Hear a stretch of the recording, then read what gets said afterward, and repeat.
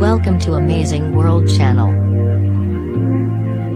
Hundreds of thousands of pro-Spanish unity supporters marched through the streets of Barcelona on Sunday, exactly a week after voters in a banned referendum in Catalonia voted overwhelmingly in favour of breaking away from Spain. The massive pro-Spain march, which passed off without incident, ran under the slogan for the restoration of seny, the Catalan word for common sense or folk wisdom. The organisers of the march, the proUnity Association, the Societat Civil Catalana (SCC), later claimed nearly 1 million proUnity supporters had turned out.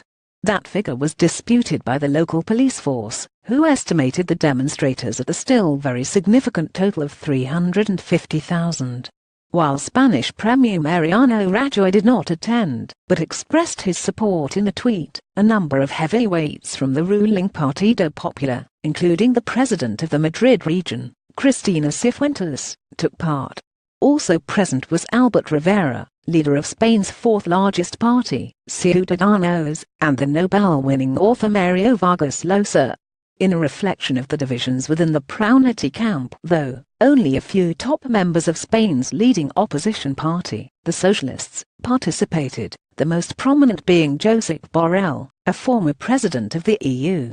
As for Spain's hard-left Podemos party, its leader Pablo Iglesias was roundly booed by some 50 proUnity demonstrators when he was spotted at Barcelona Sants railway station early this morning, catching a train for Madrid. In a manifesto, read at the end of the demonstration, there were demands that non-nationalist Catalans should not be marginalized, and Mr. Vargas Llosa launched a stinging attack on the nationalists, accusing their leaders, among them regional Premier Carles Puigdemont, of being golpistas, conspirators in a coup d'état. The nationalist plot will not destroy 500 years of Spanish unity, he insisted. The march came just 2 days before Mr. Puigdemont is expected to make a key address to the Catalan Parliament, which opposition sources have reportedly claimed will see him make a unilateral declaration of independence. He should not do such a senseless provocative thing, the José Domingo, vice-president of the SCC, said during the demonstration.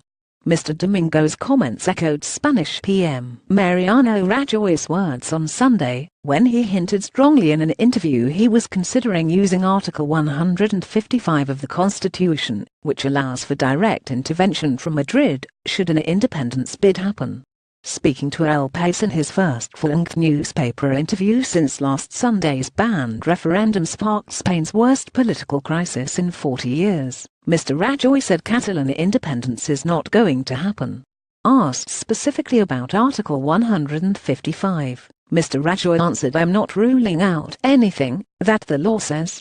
Ideally, we should not have to resort to drastic solutions, but in that case there would have to be rectifications." Mr. Rajoy also promised that both the Civil Guard and the Spanish National Police would remain in Catalonia until things return to normal.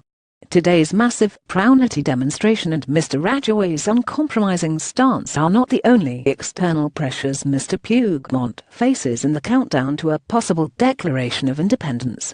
This week senior Catalan business executives have met the regional premier to urge him to cancel the declaration. Around a dozen companies, including Catalonia's 2 largest banks, Sabadell and La Caixa, have already said they are moving their business headquarters to other parts of Spain. Amid the widespread concern that they may not be the last, the focus on Mr. Puigdemont's parliamentary speech on Tuesday could hardly be more intense.